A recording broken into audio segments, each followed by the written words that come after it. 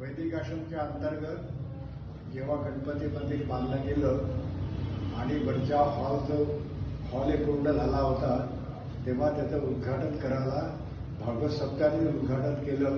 त्यावेळेला किशोर व्यास हल्ली जे खूप प्रसिद्ध झालेले आहेत ते आले होते आणि त्यांनी त्या भागवत सप्ताह सुरू करून हॉलचं उद्घाटन केलं. त्यावेळेला तात्यासाहेब आपटे अध्यक्ष होते. त्याच्यानंतर भागवत सप्ताह वैदिक आश्रमात सुरू झाला आणि नाशिकचे मुळे शास्त्री आले होते. आणि मुळे शास्त्रीचं त्याला म्हणतो आपण विशेषता ही होती की ते फक्त भागवत सप्ताह समोर ठेवायचे, पण ते पाहत नव्हते. त्यांना पूर्ण भागवत सप्ताह पाठ होता. तेव्हापासून मी या संस्थेशी जास्त जोडले गेलो आणि तेव्हापासून लगातार खूप आजपर्यंत भागवत सप्ताह ऐकत होतो. असंच एकदा भागवत सप्ताहानंतर नाशिकवरून पुढे आले होते आणि आमच्या वडिलांनी असं ठरवलं होतं की यावेळेला मी काही काम करणार नाही, फक्त भागवत सप्ताह पूर्ण ऐकेन. परंतु त्याच्यामध्येच त्यांची हृदयगती बंद झाल्यामुळे निधन झालं. त्या दिवशी फक्त भागवत सप्ताह बंद झाला.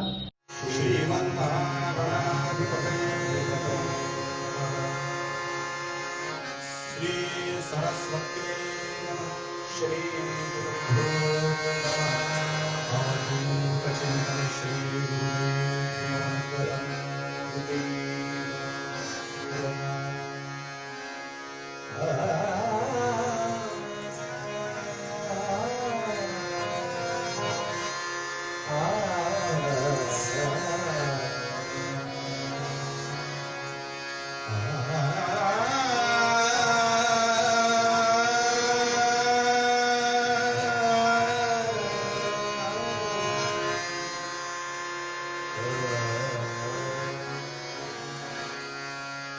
हरि जय जय Ram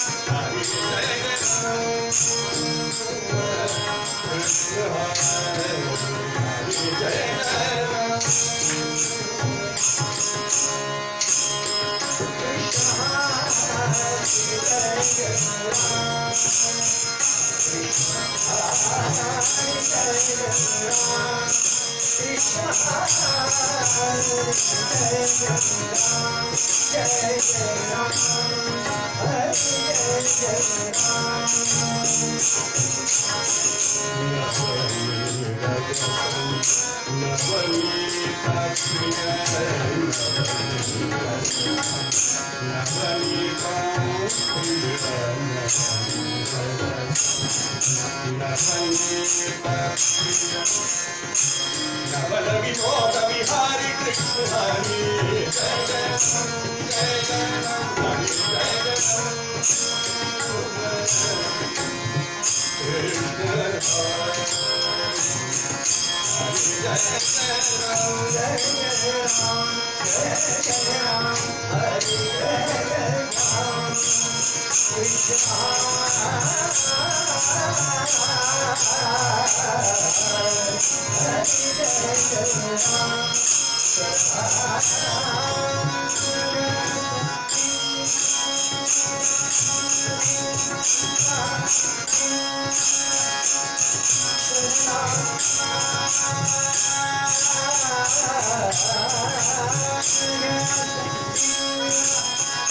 Jai Jai Jai Jai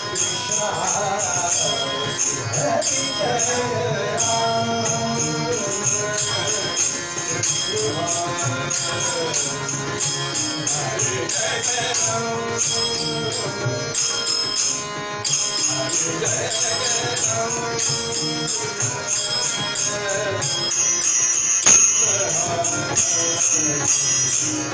Hare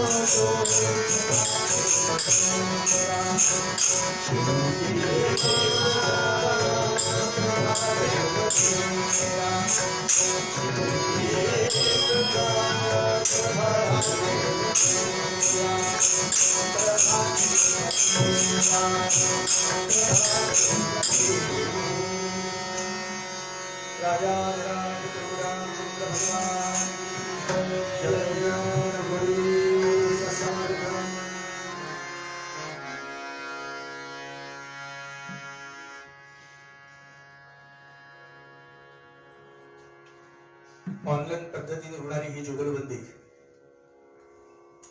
अथक प्रयत्नाने साध्य होती आणि ही साधण्यासाठी अनेकांनी अनेक प्रकारचे प्रयत्न केले. समोर कोणीही नसताना एकमेकाशी भांडण्याचा अनुभव सगळ्यांनाच असतो, परंतु हे लक्षात ठेवून भांडायचं हे फार अवघड असतं की कोणीही समोर आपल्या भांडण बघायला नाही, पण आपण सगळे अदृश्य रूपामध्ये आमच्या समोर आहात असं गृहीत धरून आम्ही ही जुगलबंदी करतोय.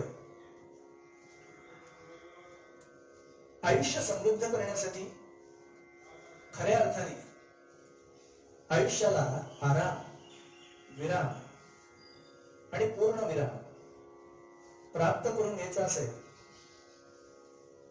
तर समर्थांचं सांगणं आहे, बाप राण्या तू प्रभू रामचंद्रांचं भजन किंवा रामाचं ध्यान करत जा. हे समर्थांचं सरळ सरळ सांगणं आहे. ज्याचं चिंतन, ज्याचं मनन, ज्याचं ध्यान हे ज्याला आपल्या डोळ्यासमोर धरल्यानंतर कळायला लागतं, समजायला लागतं, उमजायला लागतं आणि आदर्शभूत जेव्हा डोळ्यासमोर असतं त्यावेळेला कसं वागायचं, कसं चालायचं याचं मूर्तिमंत दर्शन जर कुठलं समर्थांनी ठेवलं असेल तर ते रामाचं ठेवलंय. आणि ते ठेवत असताना समर्थ आपल्याशी संवाद करतायत. प्रभाते मनी पुढे वैखरी राम आजीव दारा. हे पाठा. प्रभाते म्हणे राम चिंतेत जावा. दिवसाची सुरुवात ही प्रभू रामचंद्रांच्या चिंतनामध्ये जर तू सुरू केलीस तर तुझं जीवन आदर्शभूत त्या रामाच्या प्रमाणे ठरेल. अर्थात हे सांगताना समर्थांच्या डोळ्यासमोर उभा असणारा जो राम आहे तो राम कसा असावा, किंबहुना तो कसा पाहावा, कुठल्या रामाचं चिंतन करावं, कुठल्या रामाचं ध्यान करावं हे सांगताना राम समर्थांच्या डोळ्यासमोर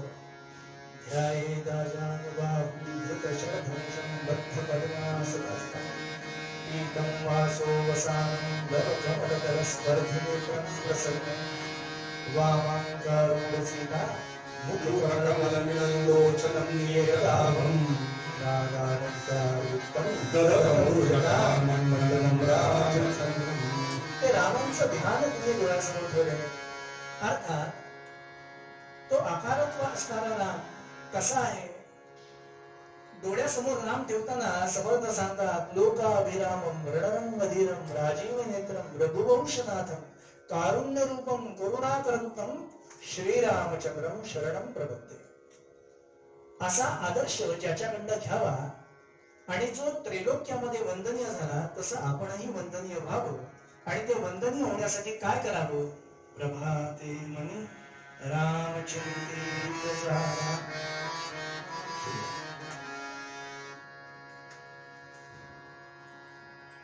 मनुष्याच्या मनामध्ये नित्य निरंतर द्वंद्व चालू असतो. To be or not to be, प्रपंच आणि परमार्थ, हे नित्य निरंतर द्वंद्व चालू आहे. हे करू का ते करू, ते करू का ते करू. सद्यस्थितीमध्ये या कोविडच्या काळामध्ये असंच जन्म मरणाचं द्वंद्व चालू आहे.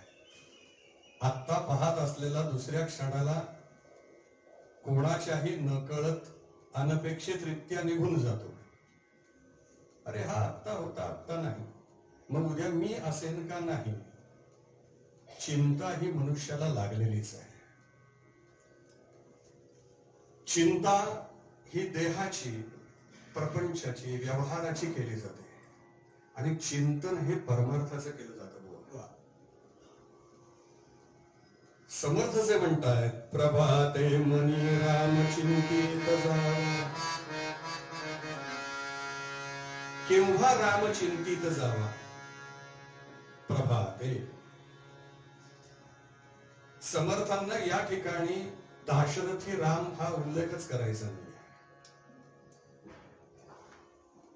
दिवसाच्याही प्रभात काळी आणि आयुष्याच्याही प्रभात काळी.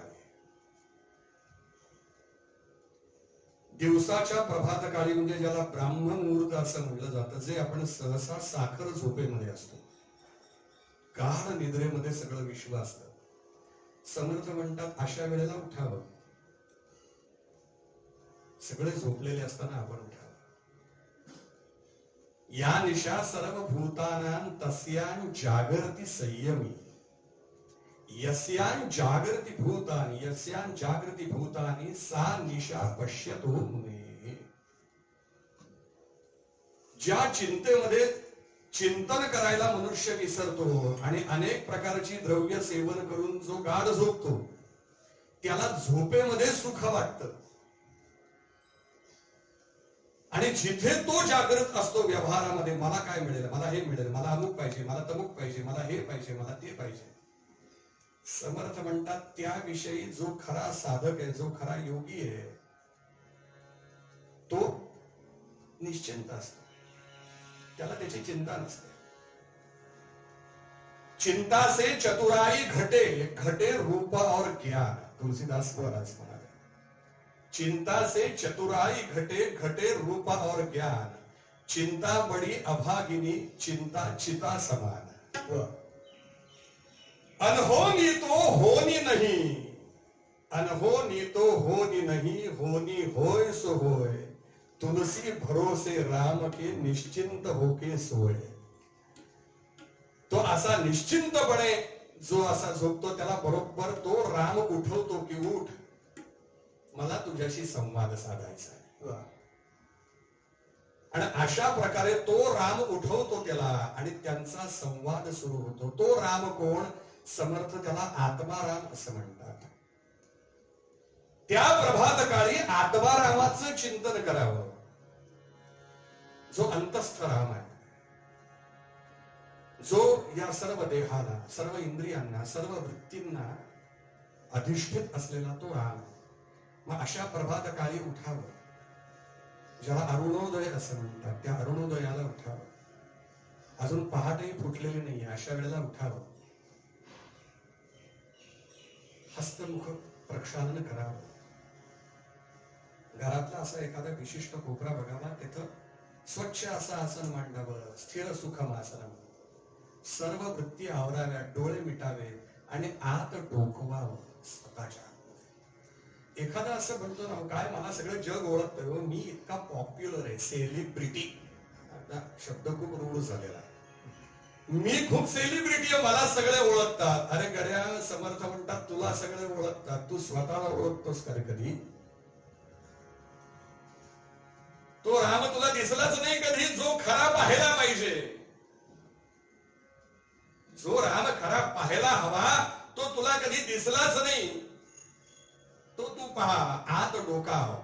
रूपा ते देखते चक्षु, चक्षु ते देखते मन, मन ते देखते आत्मा, आत्मा ब्रह्मची आपण.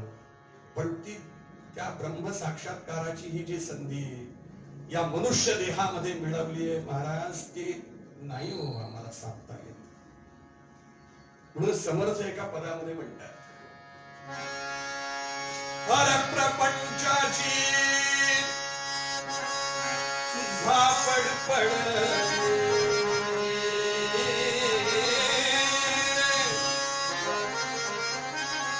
परप्रपंचाची झापड पडली, राम दिसे डोळा. दिवसा निज निज रात्री निज निज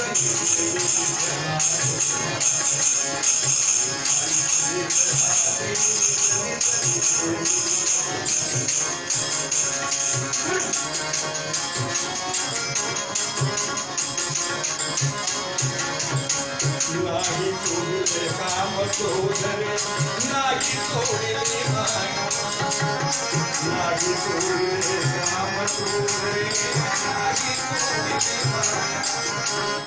राम नाम का सोडून राम नाम का सोडून व्यर्थ शिवली माया रे.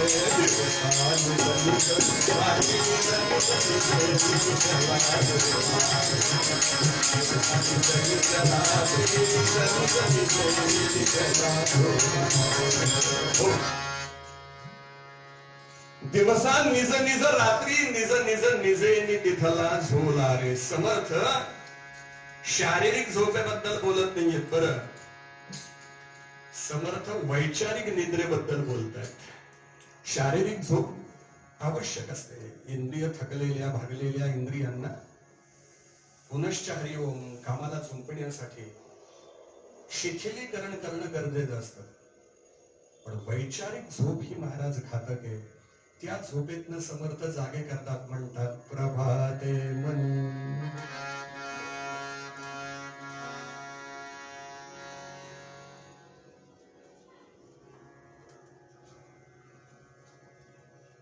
कार्य उभा श्रीराम,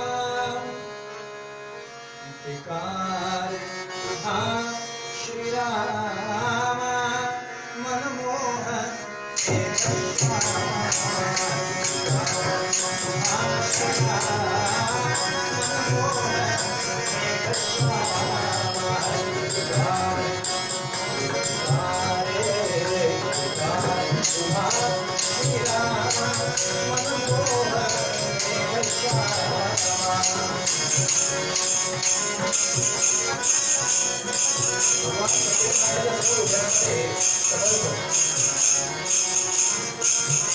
त्या पांडुरंगाकडे बघून शब्द करतात.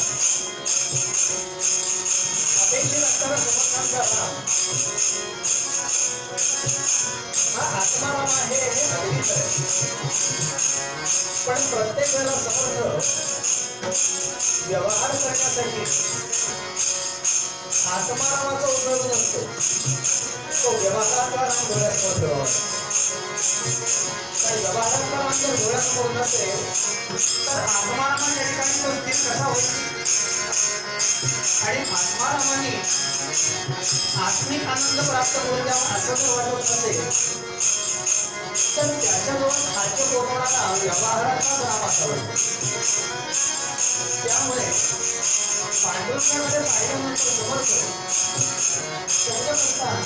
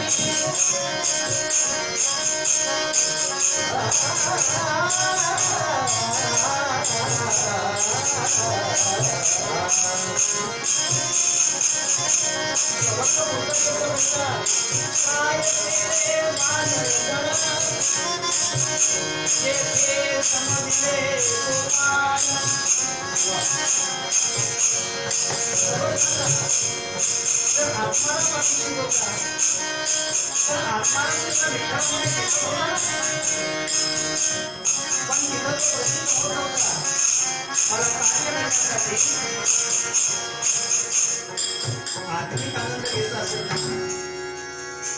तर आत्माराम लागतो. वैयक्तिक आनंद घेण्यासाठी आत्मारामाची गरज आहे. पण वैयक्तिक आनंद प्राप्त करण्यासाठी वातावरणाची तेवढीच अनुकूलता अपेक्षित असते. आणि त्या प्रतिकूल वातावरणाला अनुकूल करण्यासाठी अपेक्षित असणारा राम हा कार्यकर्ताच असला पाहिजे. त्यांनी मगाशी फार सुंदर शब्द केला, मला आवडला. चिता आणि चिंता फार सुंदर शब्द केला. आमचे एक मित्र आहेत, त्यांनी फार सुंदर शब्द केला. राम कधी हसला नाही आणि कृष्ण कधी रडला नाही. मजेशीर वाक्य आहे. राम कधी हसला नाही आणि कृष्ण कधी रडला नाही. याचा अर्थ येणाऱ्या सगळ्या परिस्थितींना तोंड देत असताना राम हसले नाहीत. या शब्दाचा अर्थ ते कधी हे करून आपल्यासारखे हसले नाहीत. तर आलेल्या परिस्थितीला तोंड दिल्यानंतर प्राप्त झालेला जो आनंद आहे तो आनंद व्यक्त करण्यासाठी रामाने अतिरिक्त हसू चेहऱ्यावरती नाही दाखवलं. कारण ते प्राप्त झालेला आनंद हा रामांना कष्टसाध्य प्राप्त झालेला आहे.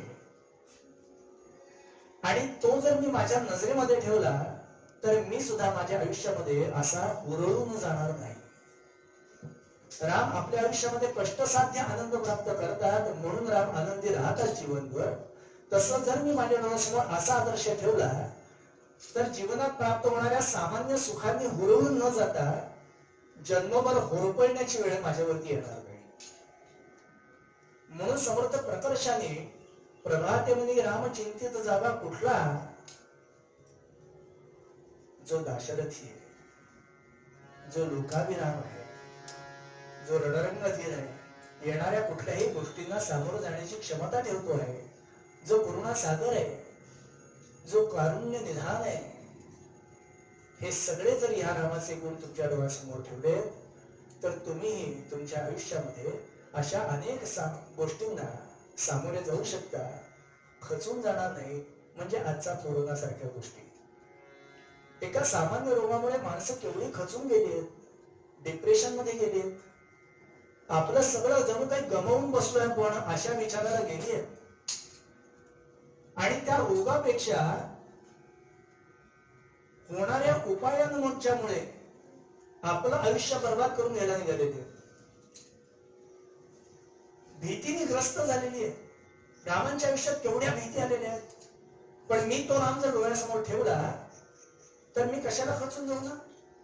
माझ्या सामान्य दुःखांकडे मी बघत राहतो, ज्ञानेश्वर महाराजांची दुःख डोळ्यासमोर आणा.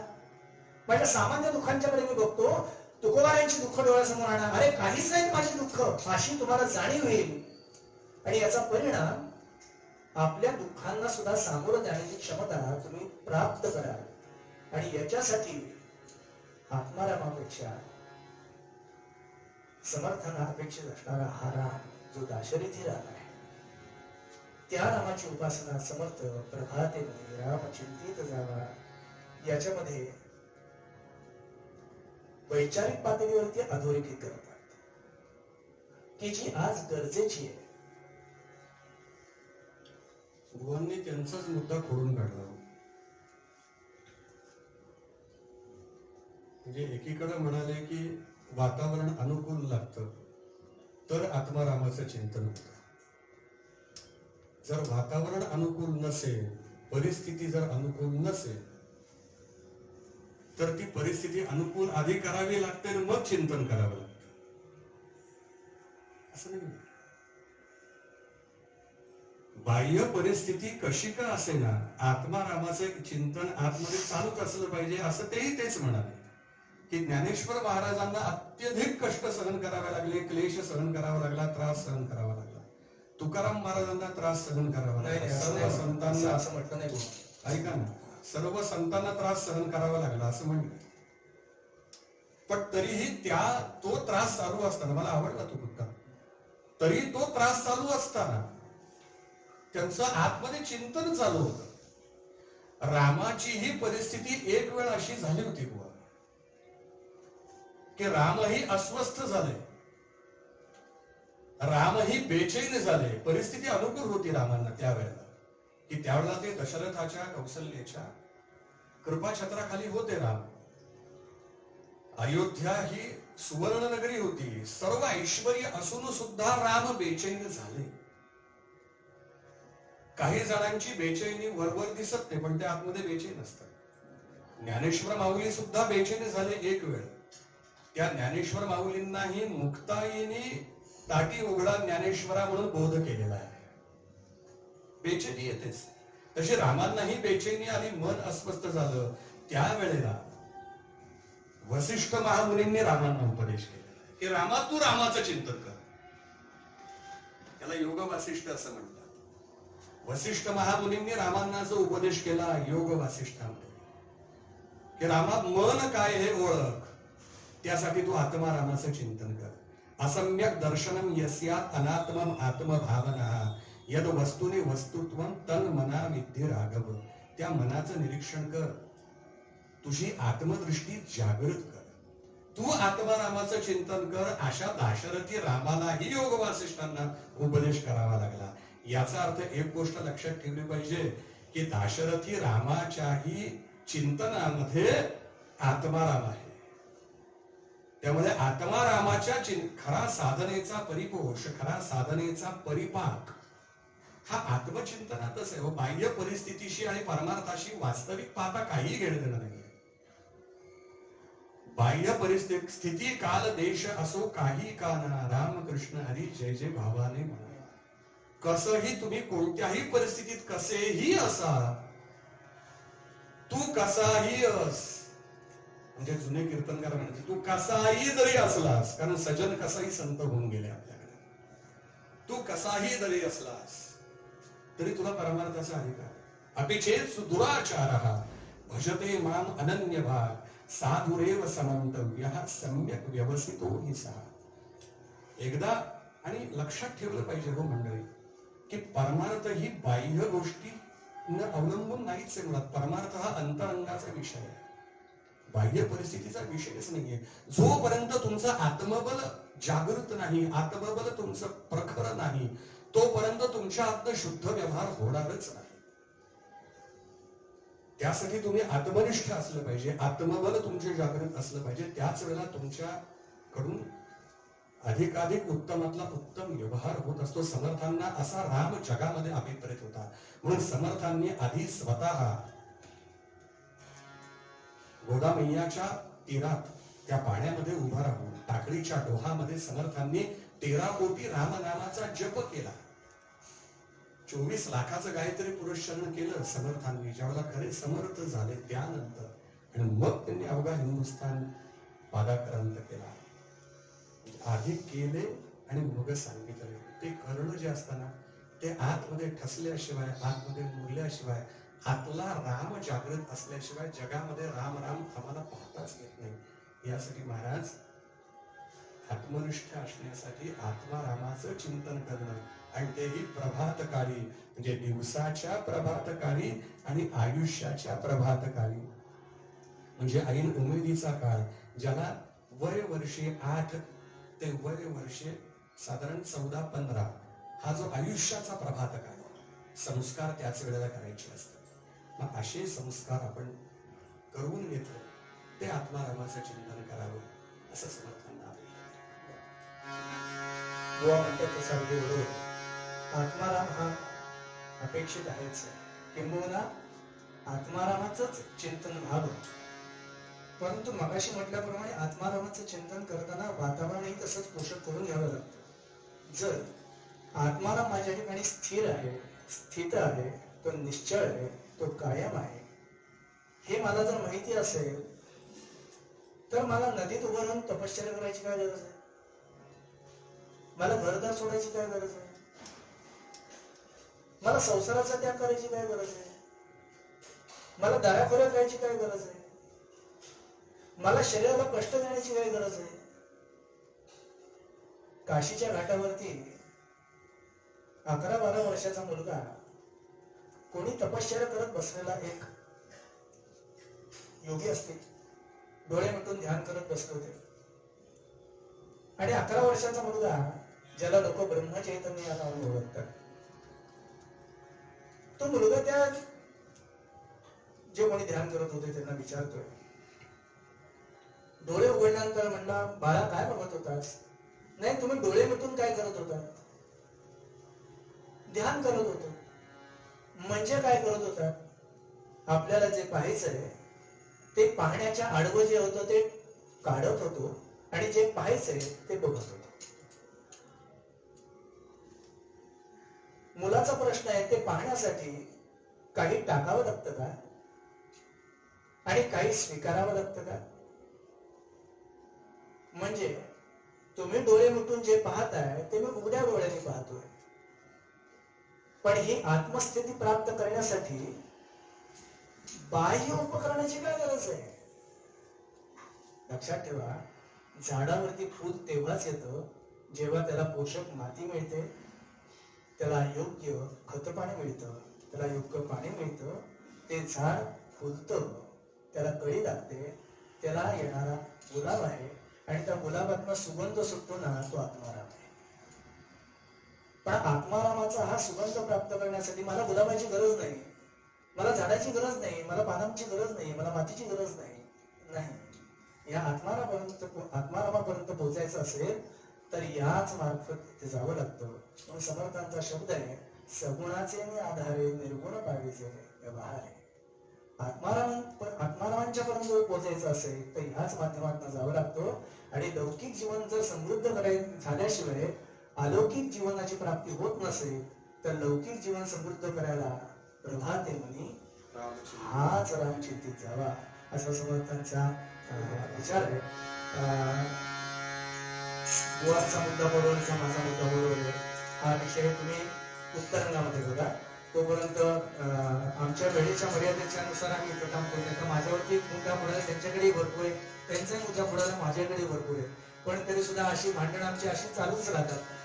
पुन्हा कधी जेव्हा समक्ष भेटू तेव्हा चांगली जुगलबंदी ऐकू. तोपर्यंत याच्यावरती पूर्व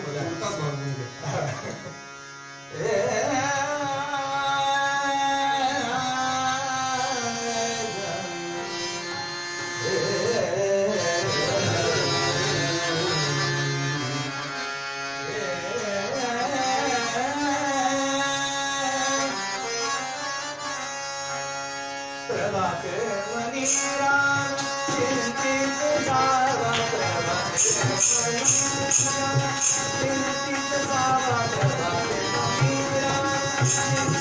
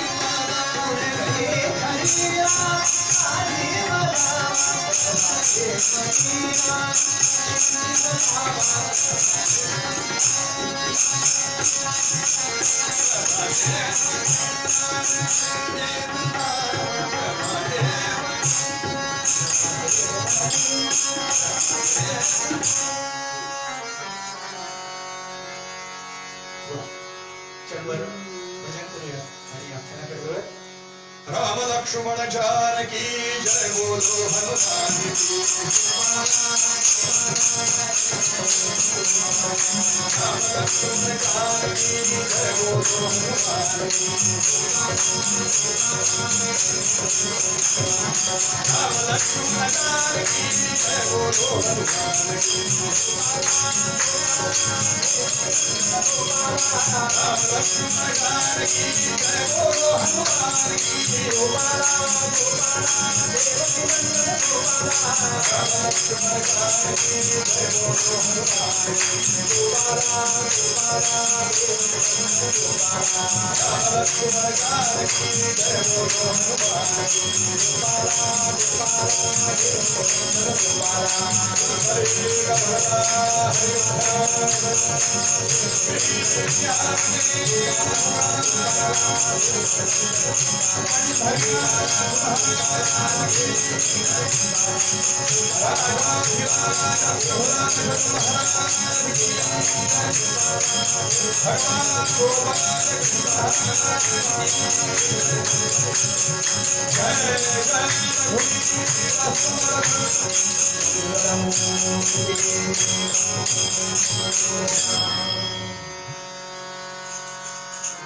वैदिकाश्रमाच्या माध्यमातून आपल्या समोर जी अनेक कीर्तन सादर होत आहेत, अनेक मुलं आपली कीर्तन सेवा आपल्यापर्यंत पोहोचवत आहेत, तेही आनंद घेत आहेत आणि तुम्हालाही आनंद देत आहेत. पण हा लौकिकातला आनंद आहे, क्षमा करा, हा पारलौकिकातला आनंद आहे. लौकिकातला आनंद प्राप्त करणं फार गरजेचं आहे. हा मुद्दाम तुमच्या सगळ्यांच्या समोर मांडतोय. गेली 8 महिने सर्व कीर्तनकार घरात बसून आहेत. आज बुवांचा पूर्ण प्रपंच किंवा माझा पूर्ण प्रपंच हा पूर्णतः कीर्तनावरती अवलंबून आहे. बाकी सगळ्या लोकांना यांना त्या पद्धतीने 4 पैसे मिळू शकत आहेत, पण कीर्तनकाराला किंवा इथं बसलेले आमचे साथीदार आहेत की जेही पूर्णतः कीर्तनावरती अवलंबून आहेत, आमचे बाबासाहेब सुद्धा आज वय वर्ष 65च्या दारात आमचे बाबासाहेब आहेत. जीवनातली 3/4 वर्ष त्यांनी कीर्तन घालवली. गेली 50 वर्ष ते डीजे साथी करतायत. वयाच्या 15व्या वर्षापासून स्वतः उत्तम इलेक्ट्रिशियन आहे,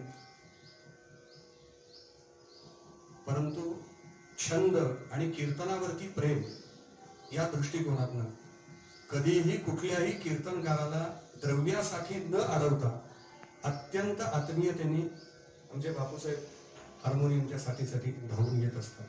आजही तसेच खूप लांबून आलेले आहेत. आमचे सोहम जोशी दापोलीचे मुळातले, पण त्यांच्या व्यस्त कार्यक्रमातनं बुवा मला ही सेवा करायला मिळते म्हणून आज आले तिथं. मला तुम्हाला हे सांगायचं की आम्ही सगळेजण आज या सगळ्या परिस्थितींना जातोय, तुम्ही जाताय, आम्ही जातोय. आपल्याला नम्र विनंती आहे की आपण हा पारलौकिकातला आनंद घेताय, परमानंद लुटताय, पण आमच्या आयुष्यामध्ये हा आनंद आणण्यासाठी कीर्तन झाल्यानंतर आम्हाला आरतीमध्ये रुपया, 2 रुपये, 5 रुपये, 10 रुपये, 100 रुपये टाकायची सवय आहे. आपण ऑनलाईनच्या माध्यमातून आम्हाला द्या, ज्या संस्थेच्या मार्फत ही कीर्तन होत त्या संस्थेला द्या, ते आमच्यापर्यंत पोहोचतं. पण आमच्यापर्यंत ते नक्की पोचते करतील. कारण कीर्तन जिवंत ठेवण्याचा जसा आम्ही लोक प्रयत्न करतोय, तसं ते जिवंत राहावं म्हणून तुमच्याकडनंही थोडासा हात पुढे यावा ही प्रामाणिक अपेक्षा आहे. जास्त काही बोललो असेल तर क्षमा करा. आमचे मित्र आज हे कीर्तन होण्यासाठी परममित्र आपल्या इंदोर मधले श्री व्यंकटेश आणि अर्थात अभय मांडके आमचे वैदिक आश्रम, या दोघांचेही मनापासून आभार. श्रीयुत अभय मांडके आणि श्रीयुत व्यंकटेश अवसरकर हे कीर्तनासाठी झपाटलेली मंडळी आहेत ही इंदोरमधली. अधिकाधिक इंदोरमध्ये कीर्तनाचे कार्यक्रम व्हावेत. मुळात इंदोर ही नगरी भक्ती मार्गाची अहिल्या देवींचं अलौकिक असं राज्य या इंदोर नगरीवरती होतं. अहिल्या देवी मातोश्री ह्या अवतारी संतच होत्या, राणीपदाला पोचलेल्या. त्यांनी जे संस्कार इंदोर वासियांवरती केले ते तुम्ही आम्ही सध्या अनुभवतो आहोत. आपणा सर्वांना मनापासून धन्यवाद. श्रीयुत अभय मांडके, श्रीयुत व्यंकटेश अवसरकर या दोन्ही मित्रांना, या भावांनाही आमच्या दोघांचे, आमच्या सर्व कीर्तन परिवाराचे मनापासून धन्यवाद. सप्रेम नमस्कार. एकदा जय जयकार करू आणि आख्यानाकडे वळूया.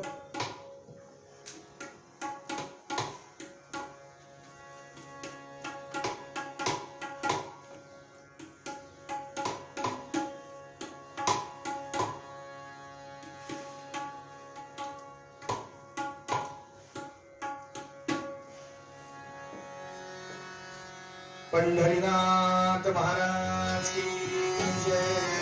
देवर्षी नारद महाराज की जय. अक्कलकोट स्वामी समर्थ महाराज की जय. श्री सद्गुरुनाथ ब्रह्म चैतन्य महाराज की जय जय रघुपती समर्थ जीवन श्री गुरु.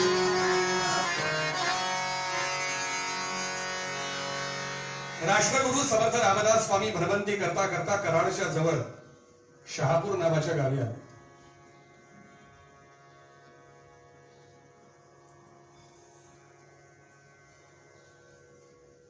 आपला प्रातःकाळचा अन्य आटपून समर्थ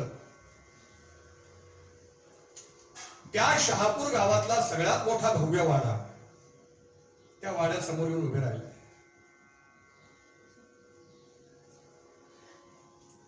आणि समर्थांनी त्यांच्या रीतीप्रमाणे श्लोक म्हटला. मरे एक त्याचा दुजा शोक मागे, अकस्मात तोही पुढे जात आहे.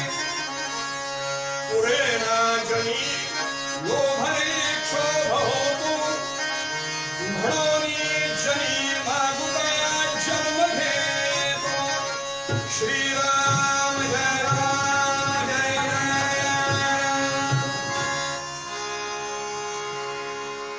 समर्थांनी नेमका श्लोक म्हटला. मरे एक त्याचा तुझा शोक वाहे, अकस्मात तोही पुढे जात आहे. पुढे राजनी लोभरे शोभ होतो, म्हणून मागुता जन्म घेतो. त्या घरातली जी गृहिणी होती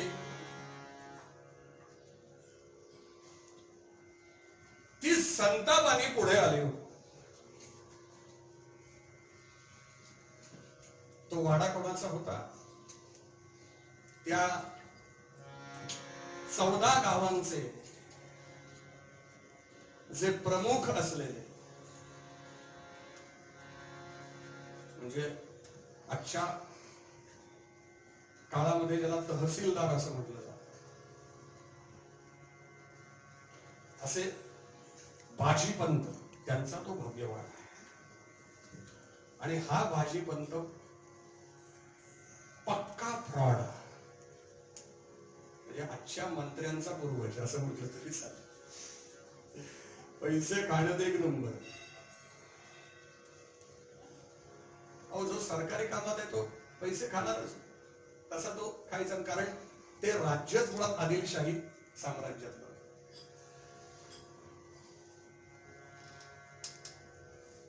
पैसे खावे. चाणक्यांनी चंद्रगुप्ताला उपदेश करताना सांगितले, म्हणले राजा, ज्यावेळेला राजधर्म शिकवला चाणक्यांनी चंद्रगुप्ताला, त्यावेळेला चाणक्य म्हणाले, म्हणले राजा काय योजना करशील? म्हणले सरकारी अधिकाऱ्यांनी पैसे खाऊ नयेत यासाठी काय करशील? जास्तीत जास्त शिक्षा दे. किती शिक्षा देशील? म्हणले शिक्षा दिली तरी म्हणले ते पैसे खाणारच. जो तळ राखेल तो पाणी चाखेल. चाणक्य असं म्हणतात, म्हणले सरकारी अधिकाऱ्यांनी पैसे खावे. काय कसे खावे? त्यालाही म्हणले शास्त्र आहे.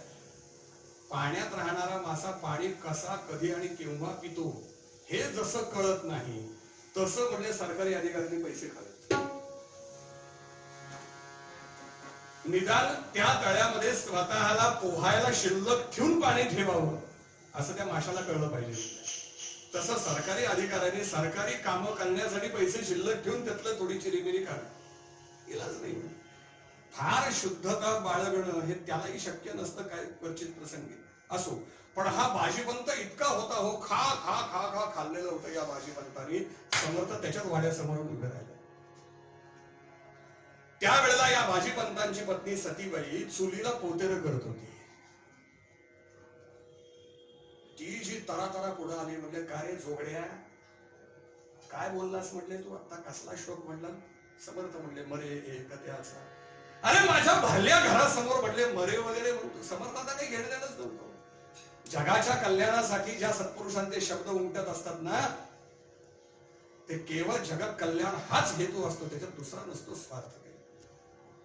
आणि म्हणले तू तू तू त्या त्या त्या देवाचं काय नाव घेतोस? ही राम पाडायला तयार नव्हती. कारण बहुतेक आमचा एक असा गैरसमज असतो ना, राम हा शब्द फक्त नेताना म्हणायचा. आमचे चंडीदास कवी म्हणलेत ना, बचपन ने सिखलाया सुबह शाम सत्य है, बचपन ने सिखलाया सुबह शाम सत्य है, जवानी ने बतलाया अर्थ काम सत्य है.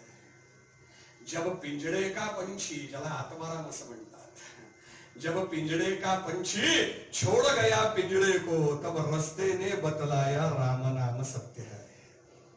कळतं हो पण वळत नाही.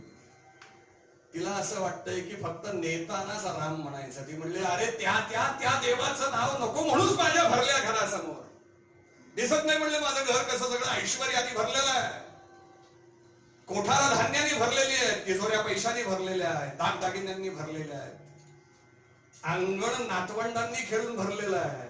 एवढंच नव्हे, माझे हात भरलेले आहेत. समर्थ म्हणले माय म्हणूनच सांगतोय, जे हात भरलेले होते त्या भरल्या हातानेच काहीतरी दान दे. आणि माझं राम नाम जे आहे ना, हे असं अभद्र नाहीये का, ते भद्र आहे. कल्याणानां निधानम कलिमल मथनम पावनम पावनानां पाथेयं यन्मोक्षो सपरिपद प्राप्तये प्रस्थितस्य विश्रामस्थानमेकं रविवरवचसां जीवनं सज्जनानां बीजं धर्मस्य प्रभवतु भवतां भूतये राम नाम श्रीराम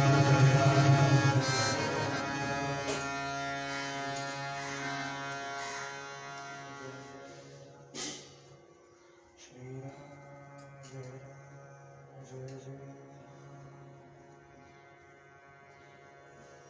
आपल्या स्नानामध्ये बसलाय आणि झाडामागे काहीतरी दिसतंय. काय आहे? ज्याच्या शोधार्थ मी आणि दादा फिरतोय अहोरात्र, ज्याच्यासाठी आम्ही तहानभूक विसरलो ते तर नसेल ना, पण इथं कसं असेल? आम्ही इतकं शोधतोय आणि असं झाडाच्या मागे कसं लपेल ते? असा विचार करून ध्यानमग्न असणारा हा उठावा आणि चालत चालत जाऊन बघावं. नाही, आईच असते. हो हो, आईच असते. माझा दादा वेडा झालाय त्यांच्यासाठी. झाडांना मिठ्या काय मारतोय, दगडांना मिठ्या काय मारतोय. हे सीते, हे सीते, हे सीते कोण जोर जोरात ओरडतोय. माझा दादा नाही, त्या झाडामागे आईच असते, आईच असते, आईच असते असं म्हणून लक्ष्मणांची स्वारी धावली आणि समोर जाऊन बघताय त्या झाडाच्या मागे उभ्या असणाऱ्या खरंच सीता मावली जशा होत्या ना, पर्णकुटीमध्ये जशा होत्या, जशा आपल्या बरोबर निघाल्या होत्या ना, अगदी अगदी त्याच हुबेहूब त्याच. नाही हो, हुबेहूब काय, त्याच होत्या. आणि लक्ष्मण धावला. दादा दादा, सीतामावली सापडल्या. दादा, सीतामावली सापडल्या. लवकर चला, रामा चला पटकन. लक्ष्मणा, काय म्हणतोय? सीतामावली सापडल्या आपल्या. अहो, त्या झाडामागे उभ्या आहेत, लवकर चला. म्हणून दादांचा हात पकडावा आणि ओढत ओढत ओढत रामांना घेऊन लक्ष्मण तिथे येतोय. परिणाम, रामाने समोर पाहिलं सीतामावली समोर अत्यंत शांतता, जमिनीकडे वळवलेली ती नेत्रपट, डोक्यावरती घेतलेला तो पदर, साध्वी वेशामध्ये असणारी आई भगवतींची ती स्वारी. आणि रामाने पाहावं आणि रामाच्या डोळ्यात पाणी पडायला. सीतामावली म्हणतात, एक प्रकरण हातात आलं, आता एवढं हातात आलं की झालं. म्हणजे अहो, नवऱ्याला सांगूनच निघाल्या होत्या. कसला रामन कसलं काय? अहो, असल्या रामाचं तुम्ही नाव घेता, असल्या रामाचं चिंतन करता तुम्ही. कुणाच्या हो स्मरता नामात, कुणाच्या हो स्मरता नामात, सत्य ते साच्या नामात, सत्य ते साच्या नामात.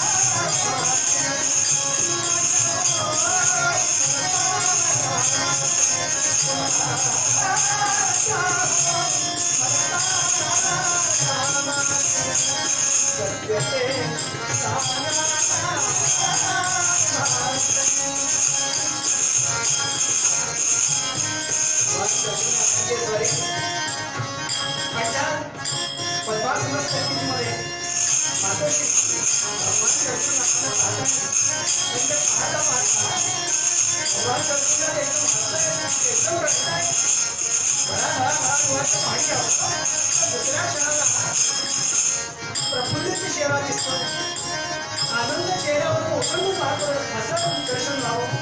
महाराज, असं कोणाचं नाव घेतात? कोणी तुम्ही आनंदी आहात?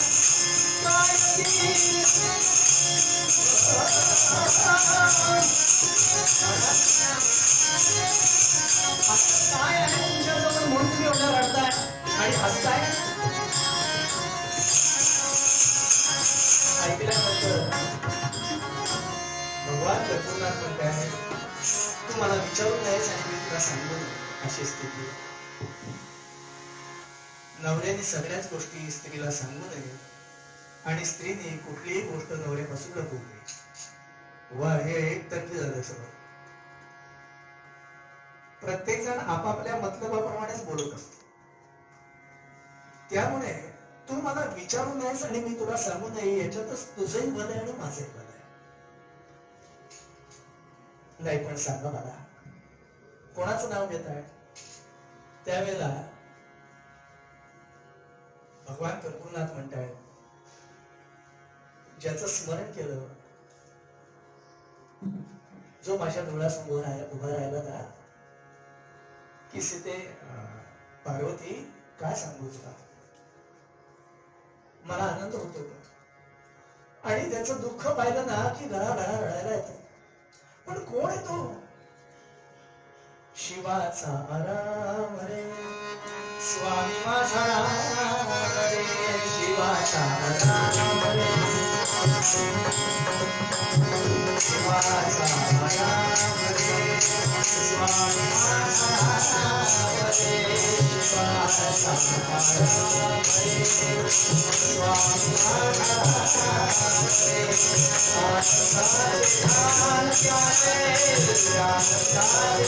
ध्यान प्यासे राघुवर राम रे, शिवाचा आराम रे स्वामी माझा राम रे, शिवाचा आराम रे स्वामी माझा राम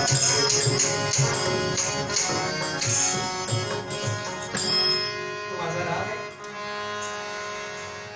तो राम. महाराज मी काय समजून राहिले आणि तुम्ही काय बोलून राहिले? आमच्या तिकडची भाषा आहे हो. असं ती पण म्हटली नसेल आणि मलाही म्हणायचं नाही. पण सध्या डोक्यावरती परिणाम ते झाले ना, काय बोलून राहिले, काय घेऊन राहिले.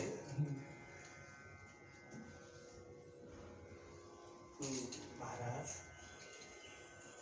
कोण आहे तो राम? अहो बायकोसाठी, बायको हरवली म्हणून त्या जंगलात फिरतोय, रडत फिरतोय, हे सीते म्हणून. ज्याला आपली बायको सांभाळता येत नाही त्याच्याबद्दल करताय तुम्ही आणि त्याचं ध्यान करता. अहो सब देऊन के बडे बाबा लोक तुम्हाला नमस्कार करतात आणि तुम्ही कोणाचं? तर त्या अडक्या रामाचं. सीते असं नको म्हणून. तो राम सामान्य नाही. ज्याच्या चरण रजाने गौतम जाया पुनीत की झाली, ज्याच्या चरण रजाने गौतम जाया पुनीत की झाली, त्या माझ्या रामा स्त्री भ्रांती सांग कैसी आली. काय बोलतेस तू? अगं तो राम ज्याच्याबद्दल तू वर्णन करतेस ना, तो हा राम नाहीच. मी ज्या रामाचं नाव घेतो ना आणि ज्या रामाला तू पाहतीयस तो हा राम नाहीच. अगं ज्याच्या चरण रजाने गौतमांची पत्नी सुद्धा उद्धरून गेली, तो राम असा सामान्य स्त्रीसाठी रडत बसेल? अहो काय सांगता बघा, तो रडतोय. त्या दगडांना मिठ्या काय मारतोय, झाडांना काय मिठ्या मारतोय. सीते हे लौकिकातलं दर्शन आहे, पण त्याच्या मागे लपलेला पारलौकिक जगातला राम समजून घ्यायचा असेल ना, तर त्याला जाणून घेणं फार गरजेचं असतं. मी त्याची परीक्षा करते. खरंच तो राम तसा आहे का? मी त्याची परीक्षा करते. करणार काय? ऐकता हासली भवानी, तो राम हिंडे रानो राणी, आणि सीता सीता म्हणून वृक्ष पाषाण आली तो. मी त्याची परीक्षा करते. करणारच काय? यांचं झाल्यानंतर सांगते.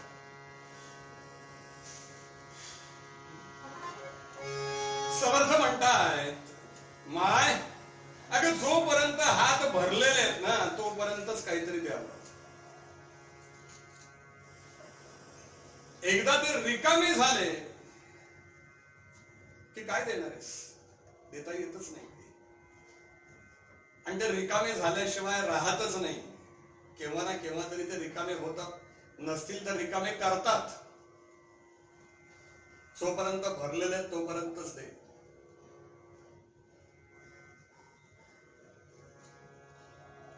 आता तिचे हात जे भरलेले होते ती चुलीला पोतेर करत होती. चुलीला पोतेर करत होती. जुन्या काळातली गोष्ट आहे. आता घरोघरी गॅसच्या चुली आहेत. त्यावेळेला मातीच्या चुली होत्या आणि सारवायला लागत असत. छान अशी चिकण माती, शेण गाईचं ते सगळं एकत्र कालवून ते पोते आणि रोज ती चूल सारवायची, तीच तिची पूजा असेल आणि हळदी कुंकू व्हायचं त्याला. तिला प्रार्थना करत असत, पूजा असे सकाळी तिची. आता ही सतीबाई त्या चुलीला पोतर करते. अहो कीर्तनात मी एके ठिकाणी हे सहज बोलतो, हे बाई चालू कीर्तनामध्ये म्हटल्या, बुवा तुम्ही खोटं बोलताय, तुम्ही आपला बोलताय, आम्ही आपलं ऐकून घ्यायचं, हो म्हणायचं ना. तुला काय खोटं काय नाही म्हटलं, तुम्हीच मगाशी सांगितलं की ते एवढे मोठे तहसीलदार होते बाजीबंद शिरपूरकर, आणि त्यांची बायको स्वतः घरात काम करेल, एवढे श्रीमंत असून काहीतरी काय सांगताय. म्हणजे आजकाल जरा नवऱ्याला पगार वाढला की घरामध्ये 4 मोलकरणी येतात, आणि ही म्हणलं तो काळच जुना आहे, तो काळच जुना आहे. त्यावेळेला घरातली कामं घरातल्या स्त्रियाच करीत असत. हो, जी महत्वाची जी कामं आहेत, किंबहुना असं म्हणूया म्हातारपणी कंबर दुखू नये आणि तब्येत व्यवस्थित राहावी म्हणून ती घरातली कामं घरात करत स्वतः करत होती, असं आपण म्हणूया. आणि ह्या ज्या गोष्टी आहेत, ह्या सगळ्या घरातल्या कामांच्या बहाण्याने हे व्यायाम असे, एक्झरसाइज असे, झाडू मारणं, चूल फुंकणं, जात्यावरती दळणं, उखळांनी मुसळांनी काढणं धान्य, पाणी राहणं, पाणी काढणं, या सगळ्या व्यायामाच्या गोष्टी आहेत. त्या सगळ्या घरातनं गायब झाल्या. मग आता रामदेव महाराज की जय, योगाच क्लासेस, किट फिट वगैरे काय काय चालू आहे सध्या. ही सतीबाई स्वतः काम करत होती. हो, आणि जसे समर्थ असे म्हणला क्षणी संतापलेल्या त्या बाईने, होते करी पोते रे, हातामध्ये जे पोतेर होत, म्हणजे जोगड्या एवढं सगळं तुला सांगून सुद्धा तुझ्या डोक्यात प्रकाश पडत नाही, भिक्षाच पाहिजे काय तुला, ही घे भिक्षा, असं म्हणून ते हातातलं ते शेणाने मातीने भरलेलं पोते आणि फेकणारी सतीबाई हो, रापकन समर्थांच्या अंगावरती छातीवरती फेकलं, समर्थांच्या छातीवरती आपटलं. समर्थांनी ते पोतर घेतलं, म्हणजे माय किती योग्य भिक्षा वाढलीस, किती योग्य भिक्षा वाढलीस, मला आजपर्यंत इतकी छान इतकी योग्य भिक्षा नव्हती कोणी वाढली. जणू तुला असं म्हणायचं आहे की समर्था, माझ्या मनाची अवस्था या पोतेऱ्यासारखी झालेली आहे. तुमच्या रामभक्तींचा रामनामाचा रंग या माझ्या मनावरती चढायचा कसा, काळजी करू नकोस, माझा राम तुझं कल्याण करेल, माझा राम तुझं कल्याण करेल, असं म्हटलं. आणि समर्थांनी ते पोतर घेतलं. जिथे राम मंदिरामध्ये समर्थ उतरले होते तिथे ते आले. दुसऱ्या दिवशी सकाळी समर्थांचे पोतेरे घेऊन कृष्णामाईवरती गेले. ते पोतेर स्वच्छ धुवायला लागले. जसं जसं समर्थ ते पोतेर धुतायत आणि चिंतन रामरायाचं चाललंय. ते पोतेर जसं धुताय, त्या पोतेऱ्याचा जो मळ होता, होतं काय हो, माती आणि शेणच. जसा त्या पोतेर धुताय, त्या पोतेर धुता धुता धुता जसं ते पोतेर स्वच्छ होत आहे, तसं सतीबाईचं अंतःकरण स्वच्छ व्हायला लागला. तिच्या अंतःकरणामध्ये जो विषय वासना विकारांचा, लोभ मोहाचा जो मळ होता, तो स्वच्छ व्हायला लागला. ते पोतेर धुतलं आणि समर्थांनी ते पिळलं, चांगलं घट्ट पिळलं आणि उन्हामध्ये वाळत टाकलं. तप्त सूर्याची किरण त्या पोतेऱ्यावरती पडायला लागली आणि जसं ते पोतेर सुकायला लागलं, वाळायला लागलं, तसं या सतीबाईच्या अंतःकरणातही वैराग्य निर्माण झालं.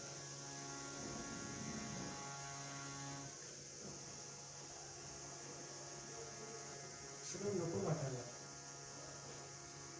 मन सगळ्यातनं असं बाजूला व्हायला लागलं. जी सतीबाई एवढंच काही जर कोणाचं चुकलं की वसा वसा अंगावर येणारी एकदम तिचा आवाज खर्जात आला होतो. अतितार सप्तकात असायचा. तो एकदम सौम्य झाला. घरातले सुद्धा आश्चर्यचकित व्हायला लागले की एकदम हिच्यामध्ये कसा काय फरक पडला. जसं ते पोतेर स्वच्छ झालं, वाळलं, तसं समर्थांनी त्याचे तुकडे केले, फाडले. जसं ते समर्थ ते पोतेर फाडतायत तसं सतीबाईला वाटायला लागलं आपलं अंतःकरण हे कोणतरी विदीर्ण करताय.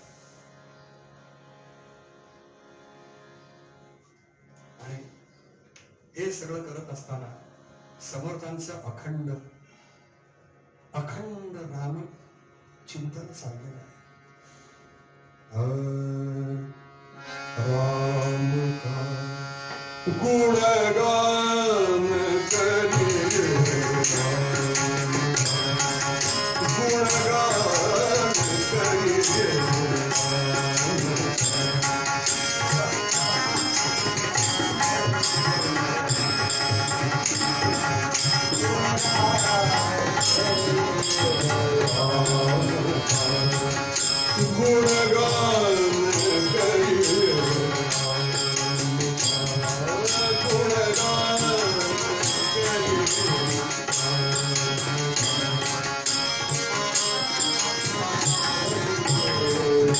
राम प्रभु की भद्रता का, राम प्रभु की भद्रता का, सभ्यता का ध्यान हरिये राम, हरिये राम,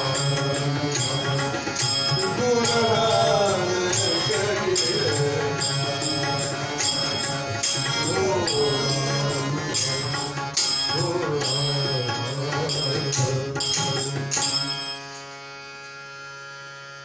समर्थांनी ते जसे तुकडे फाडले तसं त्या सतीबाईला वाटायला लागला आपलं अंतःकरण कोणतरी विदीर्ण करतंय. ही प्रक्रिया आहे बरं सगळी, ही प्रक्रिया आहे.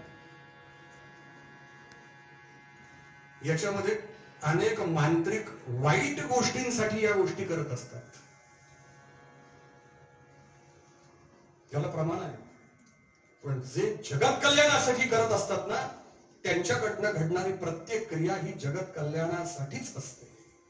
जगाच्या कल्याणात संतांच्या विभूती देह कष्टविधी पर उपकार.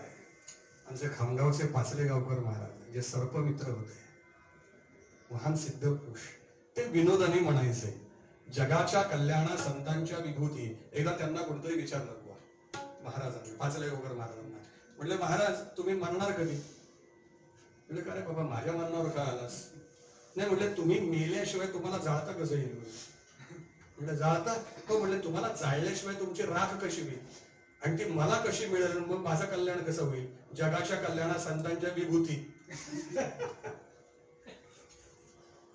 अरे विभूती म्हणजे केवळ राख नव्हे, विभूती याचा अर्थ विशेषत्वाने जे भूतलावर येतात जगत कल्याणासाठी आणि कार्य झाल्यानंतर जे भूतकाळात जमा होतात त्यांना विभूती असं म्हणतात. जे तुकडे केले होते समर्थांनी, 7 तुकडे केले त्या पोतेऱ्याचे आणि त्याला पीळ दिला, त्या तुकड्यांना पीळ दिला. जसं समर्थ त्या तुकड्यांना पीळ देत आहेत, त्याचे काकडे करतायत, तसं सतीबाईलाही वाटायला लागलं की आपलं हे अंतःकरण पिळवटून निघत आहे. वात्सल्य तिच्या अंतःकरणामध्ये निर्माण व्हायला लागलं.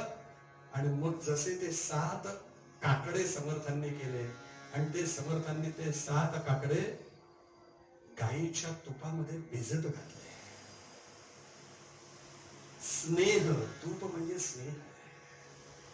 जसा त्या काकड्यांमध्ये ते तूप शिरायला लागलं, स्नेह निर्माण व्हायला लागला, तसं सतीबाईच्याही अंतःकरणामध्ये भगवंताच्या स्वरूपाविषयी, त्यांच्या गुणांविषयी आर्द्रता निर्माण झाली. आतून पाझर फुटायला लागला. असं आहे, भक्ती ही आतून निर्माण होणारी प्रक्रिया आहे, बाहेरनं नाही घालता येत, ती आत निर्माण व्हावी लागते. तशी या सतीबाईच्या अंतःकरणामध्ये मध्ये आर्द्रता निर्माण झाली आणि पुढे काय झालं हे भगवानच्या कथानक झालं.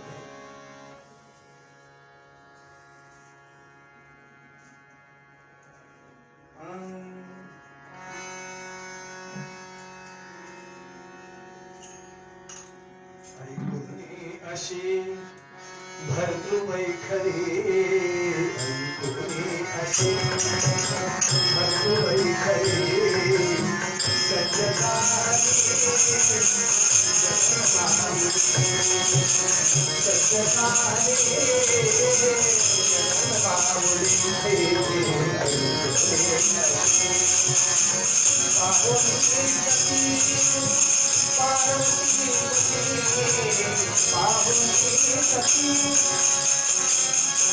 सज्जनानी आणि माई आदिशक्ती जगदीने नावाने मातेश्रीने एका क्षणामध्ये करावं काय आणि परत यावं. आणि रामांच्या चिंतनामध्ये निमग्न असताना भगवान परशुरामांच्या समोर उभं राहावं आणि भगवान परशुराम बोलतात सुद्धा पाहुनी सती पाहुनी सती पाहुनी सती पाहुनी सती पाहुनी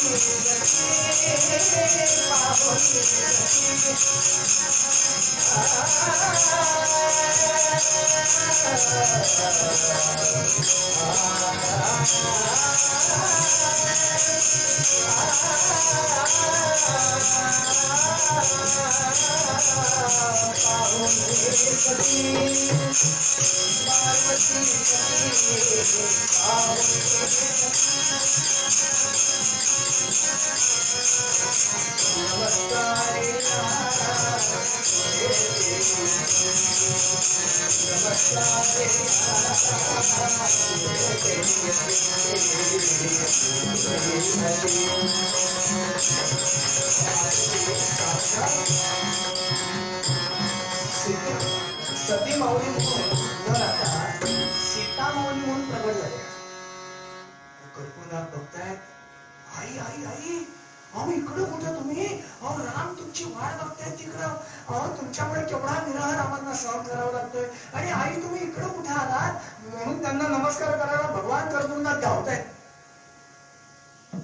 सती माऊलींना माहिती हो आपण कोण होते.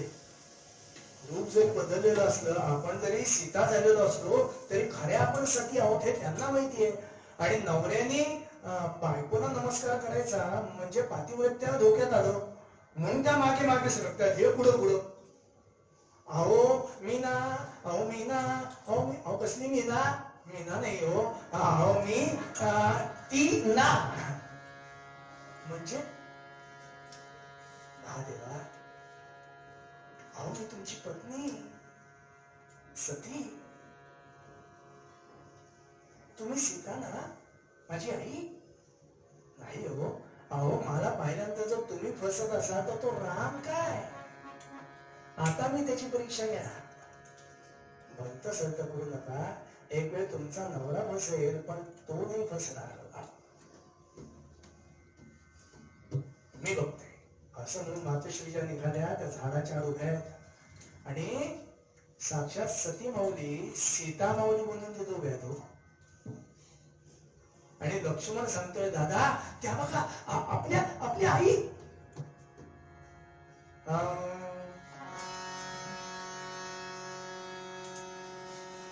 राम असले लक्ष्मणा वेडास करतोयस रामा आपली आई आहे पटकन चला. वेडास वेडा तो राम म्हणे सौमित्रे तो राम म्हणे सौमित्रे ही जानकी म्हणे सीते राम म्हणे सौमित्रे ही जानकी म्हणे सीते राम म्हणे सौमित्रे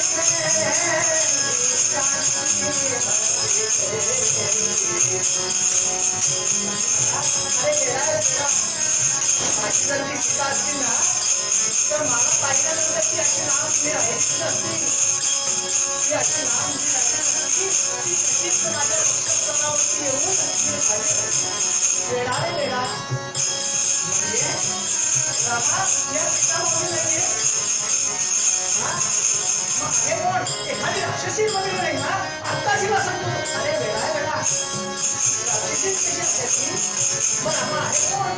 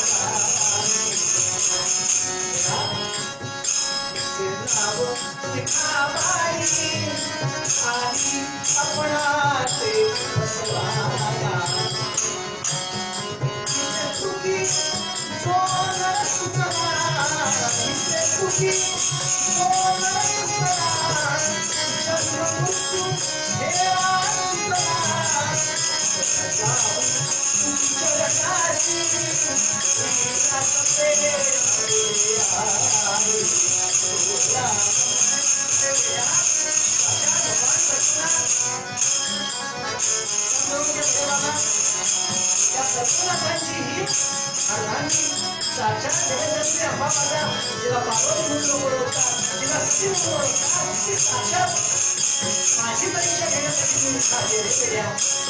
तर तिच्या चरणापासून नमस्कार करून की आपलं कल्याण झाले.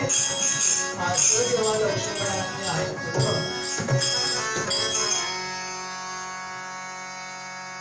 त्यावेळेला लक्ष्मण तर पुचकड्यात पडलाच, पण सती माऊलींचा अहंकार एका क्षणात खाली आला. लक्ष्मण फसला, पण हा नाही फसला. आणि राम पुढे जात आहे. आई, लेकराचा नमस्कार स्वीकार कर बरं, असं म्हणून मातोश्रीच्या चरणी लागले आणि सती मौलींनी आपलं रूप टाकलं आणि प्रगट झाल्या. रामा, मी तुझी परीक्षा घ्यायला आले आणि त्या परीक्षेत तू उत्तीर्ण झालास. बोल, काय हवंय तुला? आई, तुला आई म्हटलंय. हे आई पण या पृथ्वीलावरच्या लोकांच्या साठी म्हणून जागृत ठेव. त्यांचं व्हायचं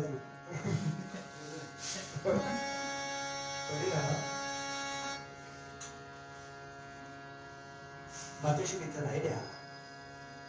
त्या आई भगवती महाराष्ट्रातली जी तुळजाभवानी, जिला तुकाई माता म्हणतात, की जिला भगवान कर्पूरनाथांनी शब्द केला, आई म्हटलेस तू पण आता आई म्हणूनच राहा.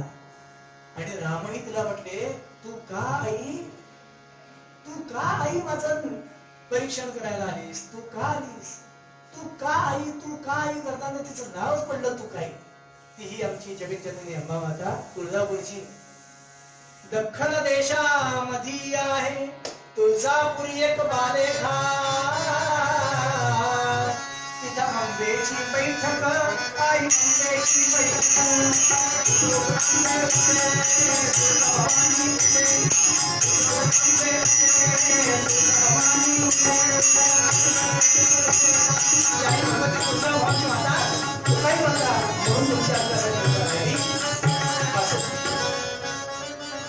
वेळेमध्ये थांबायचं पण बुवांनी आता हे जे कथानक सांगितलं, माझं कथानक सुरू होण्यापूर्वी याची आत्ताची पार्श्वभूमी सांगतो. हा जो प्रसंग घडलाय, जरी ते तुळजाभवानी हे पीठ असलं तरी समर्थांचं जे जन्मस्थान आहे जांब, बरोबर. समर्थांचे वडील सूर्याजी पंत ठोसर आणि आई राणूबाई. समर्थांच्या घरी साक्षात सूर्यनारायण आले भिक्षे करायच्या रूपामध्ये.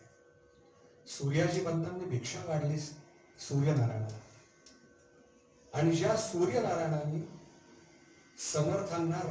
समर्थांच्या वडिलांना सूर्याजी पंतांना ज्या मूर्ती प्रसादाच्या म्हणून दिल्या त्या अजूनही त्याचं मंदिर आहे जांबेला. एरवी आपण पाहतो की राम मध्ये आहे, डाव्या बाजूला अर्धांगी जानकी आणि उजव्या बाजूला लक्ष्मण आहे. परंतु जांबेला ज्या मूर्ती आहेत, ज्या सूर्यनारायणाने सूर्याजी बनताना दिलेल्या आहेत, त्याच्यामध्ये उजव्या बाजूला जानकी आहे आणि डाव्या बाजूला लक्ष्मण आहे. आणि त्या ज्या मूर्ती आहेत त्या वनवासी वेशातल्या आहेत. तिथे राम हे जानकीचे पती नाहीयेत, तर ती सती आहे आणि राम तिचे पुत्र आहेत.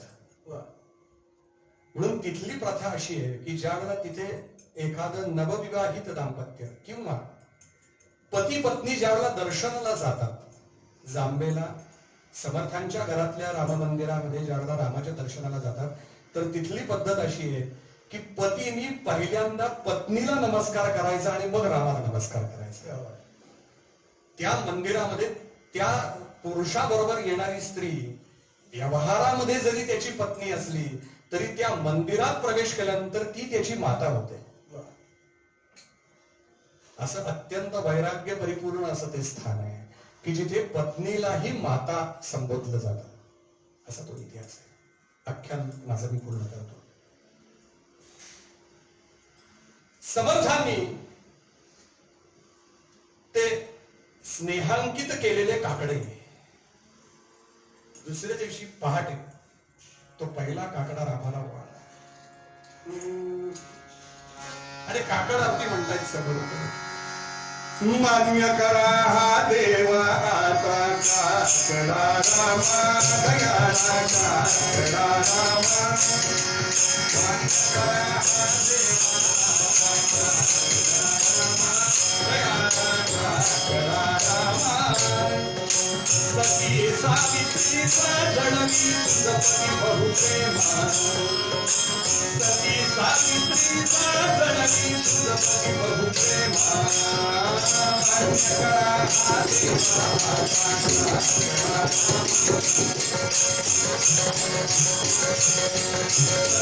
सावित्रीचा जणवी तुझपती बहुप्रेमा, ओमयाने धून वस्त्रात बहु केले, ओमयाने धून वस्त्रात बहु केले, त्याच वस्त्राचे मग काकडे केले, त्याच वस्त्राचे मग काकडे केले, वरी वरी क्रोधे वरी बहुप्रेमे तुझला अर्पियले राम, तुझला अर्पियले.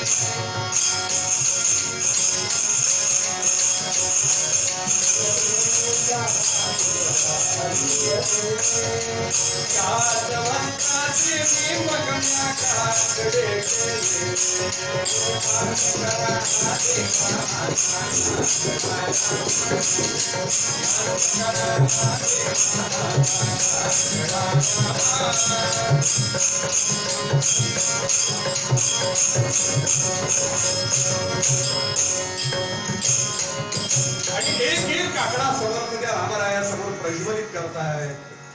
पहिला काकडा झाला, दुसरा झाला, तिसरा झाला, चौथा झाला. एक एक प्रज्वलित काकड्या समवेत या सतीबाईच्या अंतःकरणातली आत्मज्योती प्रज्वलित झाली.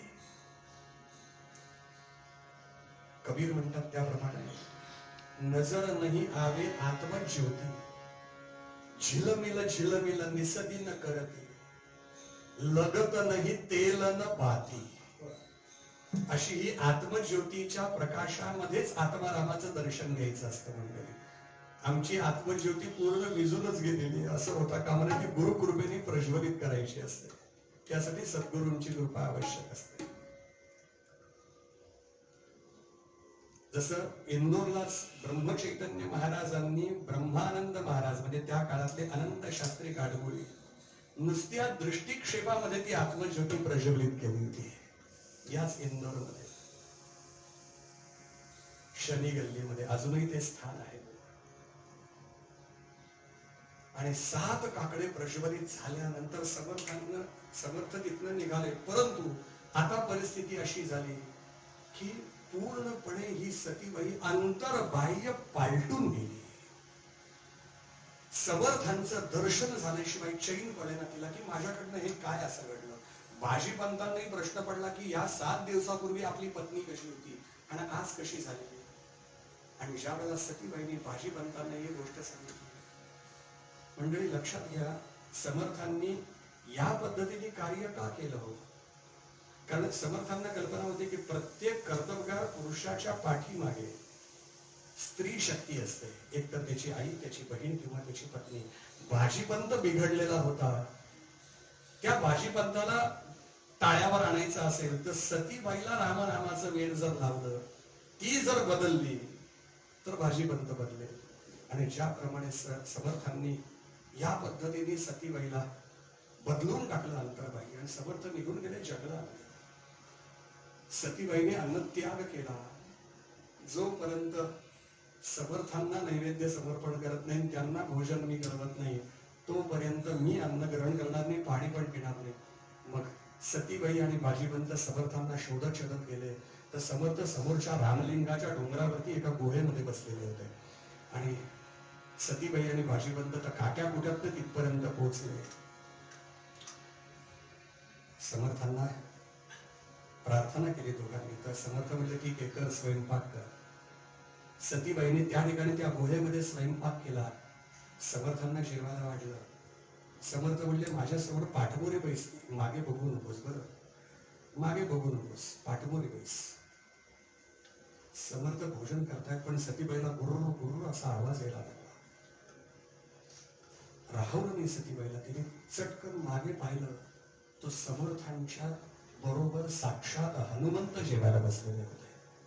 प्रत्यक्ष मारुतीरायाचं दर्शन सतीबाईंना समर्थांनी घडवलं. ते दिव्य दर्शन पाहिल्यावर सतीबाई बेशुद्धच झाल्या.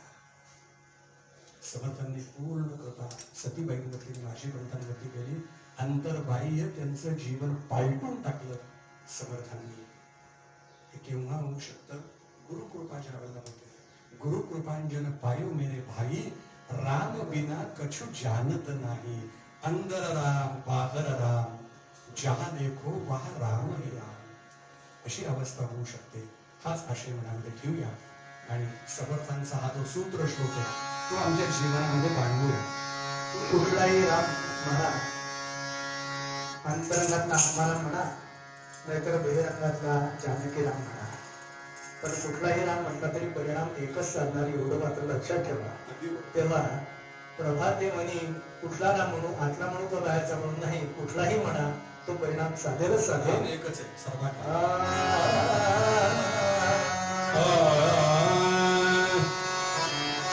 प्रभाते म्हणी राम चिंतित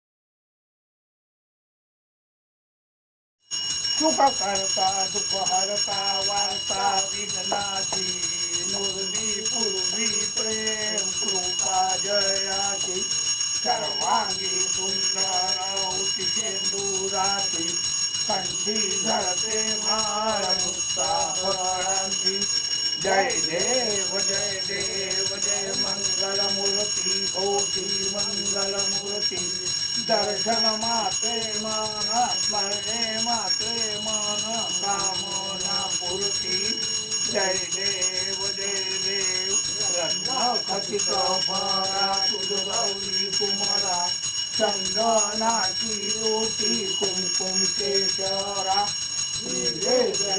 मुकुट शोभरा रुंजून रेणू पुरे चरणी घागरिया जय देव जय मंगल मूर्ती घोषी मंगल मूर्ती दर्शन मात्रे मन स्मरणे माते मन कामना पूर्ती जय देव दामोदर पीतांबर फणीवर बंधना सरळ सुंद वक्र तुंड त्रिनयना जात रामाचा वत्पादे शरणा संकष्टी पावावे निर्माणी रक्षावे सुरवर गजवदना जय देव जय मंगल मूर्ती कोटी मंगल मूर्ती दर्शन मात्रे मन स्मरणे माते मन कामना पूर्ती जय देव कर्पूरगौरं करुणावतारं संसारसारं विजयसारं सदा वसन्तं हृदयारविन्दे भवं भवानी नमामि कर्पूरपूरमनवारेणं सुवर्णपात्रं प्रदीप्तवाचा नीलाञ्जनं ते जय जगदीश ओम गं ओम नमः शिवाय जय श्रीमंकर जय भैरवनाथ जय महामंगलनाथ पाठो सातो आठो भैरवनाथ नवनाथ भैरवनाथ महाराज गुरु ब्रह्मा गुरु विष्णु गुरुदेव महेश्वर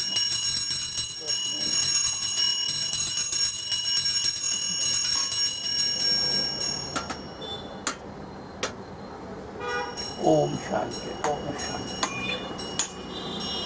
शरा जो कीर्तन सोहळा आमच्या पुतण्या समान श्री मानके साहेबांनी हाती धरलाय त्या कीर्तन महोत्सवाला सतीश कर्णिक आणि कर्णिक फॅमिली पती पत्नीसह खूप खूप खूप शुभेच्छा आणि जे काही जेव्हा त्यांना अर्थव्यवस्था लागेल आणि अडचणांना मी माझ्या इच्छेनुसार कोणाच्या सांगण्यावरून नाही मी माझ्या इच्छेनुसार तेवढं दान मी त्या कारण मी एक ज्येष्ठ श्रेष्ठ ऑलराऊंडर नेपथ्य हे ते सर्व करणारा महान मोठा ज्येष्ठ आणि श्रेष्ठ कलाकार आहे म्हणून माझ्या घरात लिहिलंय हम श्रेष्ठ आहे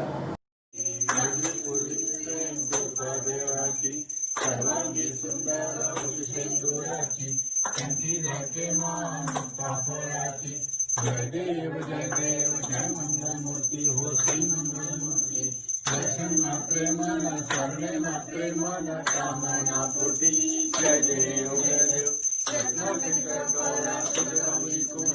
चंदनाती वटी कुमकुम केशरा हिरे जटा मुकुट शोभरा रुंदन तेने पूरे चरणे घागरिया जय देव जय मंगल मूर्ति हो श्री मंगल मूर्ति दर्शन मात्रे मन स्मरणे मात्रे मन कामना पूर्ति जय देव लंबोदर पीतांबर फणिवर वंदना सरळ सोंडावक्र तुंड त्रेणेना दास रामाचा वाटपाय सजना संकटी पावावे निर्वाणी रक्षावे जगना जय देव जय मंगल मूर्ति हो श्री मंगल मूर्ति दर्शन मात्रे मन स्मरणे मात्रे मन कामना पूर्ति जय देव सकले स्तंभ गडगडले गगन आम्ही होतो संपायमान पद्धती नक्षत्रे पद्धती गान उग्र रूपे प्रकटे कोसिंहो वदन जय देव जय नरविलाया आरती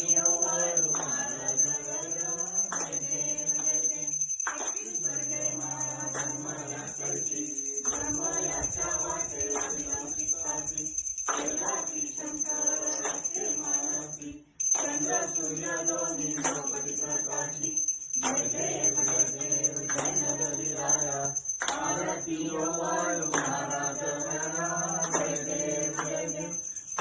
पार्वतीच्या जटारी मारतो कृष्ण नखाने तो भेटा विधारितो अर्धांगी कमलचा शिष्या हरितो माधवदास स्वामी मनोरी शोभतो जय देव जय नरहरियाय आरती ओ वायु महाराज जय देव जय देव सदा वसन्तं भुजानन्दे भवं भवानी सततमानि कर्पूरपूरेण मनोहरेण सुवर्णपात्रं प्रदीप्तवासासंगतेन नीलाञ्जनं तेन जगदीशसूर्या निरञ्जनं समर